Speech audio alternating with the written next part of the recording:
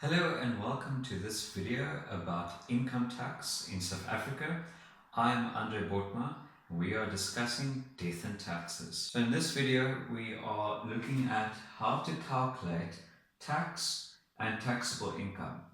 And to be honest, this is to me one of the most important things to do or to be able to do as a tax practitioner. And I think it's also useful to know how your tax is calculated by SARS when you file your tax return. There's nothing worse than doing something if you don't understand how it's done or how it's calculated. So I hope you find this video useful. I just want to thank the 500 people who've decided to subscribe to this YouTube channel. I am blown away by the support. I didn't know there was going to be this much interest in taxes, but yeah, let's get started. So, how to calculate tax on taxable income. We're going to look at the Income Tax Act of, number 58 of 1962. That is the Income Tax Act I would be referring to. And we're also looking at the 2020 tax year. So for future tax years, if the rates change, these numbers are based on the 2020 tax year.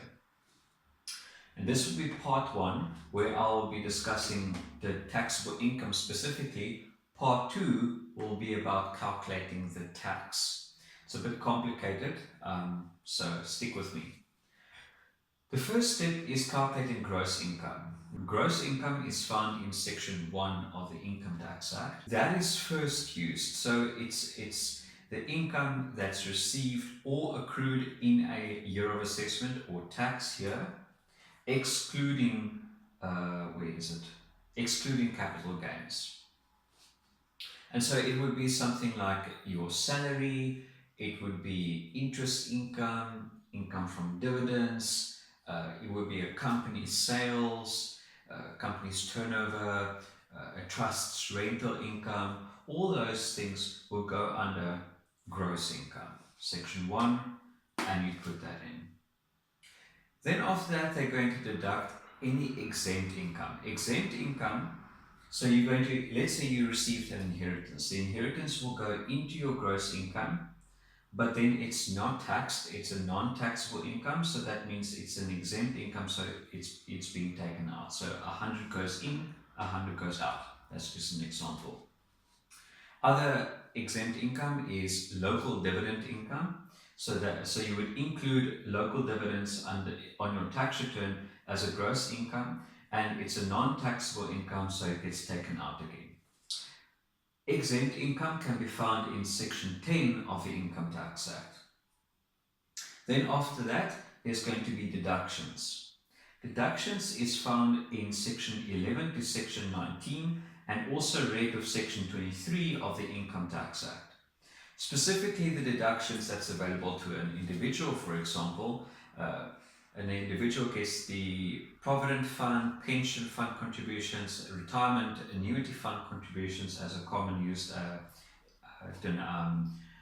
deduction.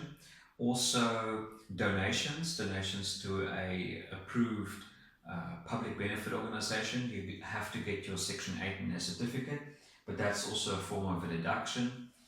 A company or a sole proprietorship will have various deductions available to them: cost of sales, telephone, rent, salaries and wages. Those are all type of deductions that's found in section 11, specifically 11A.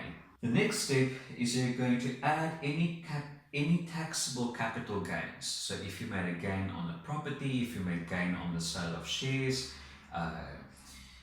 those two are your most common capital gains that you can get. Then that is included. That is found in the 8th schedule of the Income Tax Act. And the taxable portion is taxed at the inclusion rate. So the inclusion rate for individuals is, for example, 40%. For companies and trusts, it is 80%.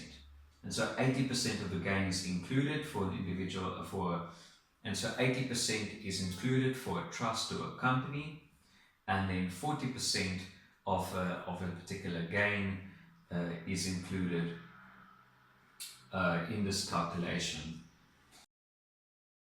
Okay, the last step is assessed loss.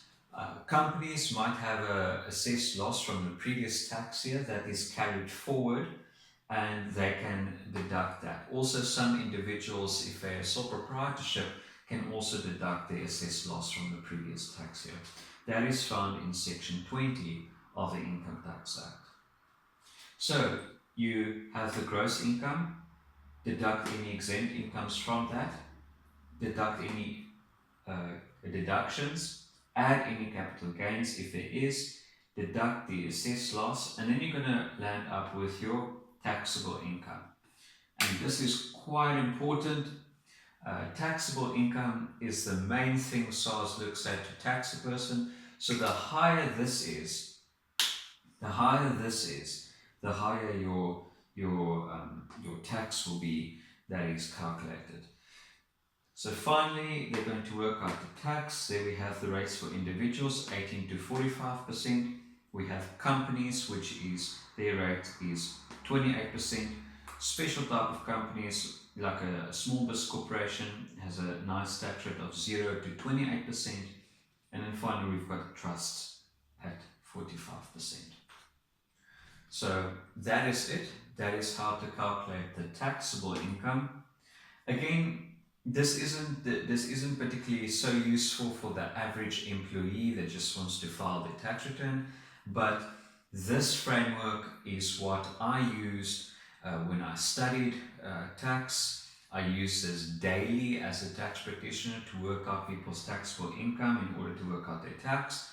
And this is also the framework that SARS use in the assessments that they issue. It's called, so an assessment is an IT 34. So that's what SARS, that's the document SARS issues. It's an assessment, and you'll notice that it's got gross income, there's exemptions, there's deductions, there's capital gains, maybe there's an assessed loss. They work out the taxable income and they work out the tax. Okay? So I hope that was helpful. That concludes part 1 of how to calculate tax and taxable income. I hope you like this video. Please like or subscribe if you want to, and I'll see you next week. Cheers.